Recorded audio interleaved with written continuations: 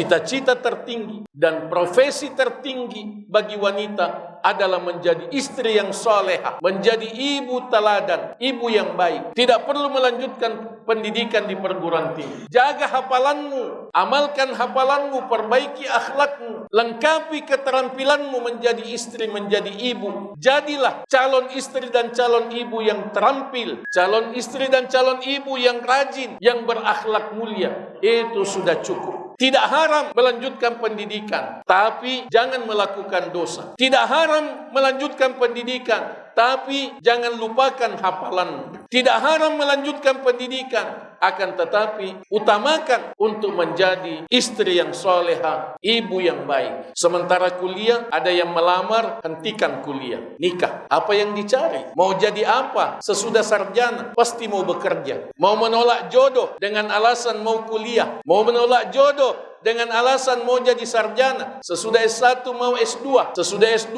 mau S3. Akhirnya sudah mau menikah, tidak ada yang mau lagi.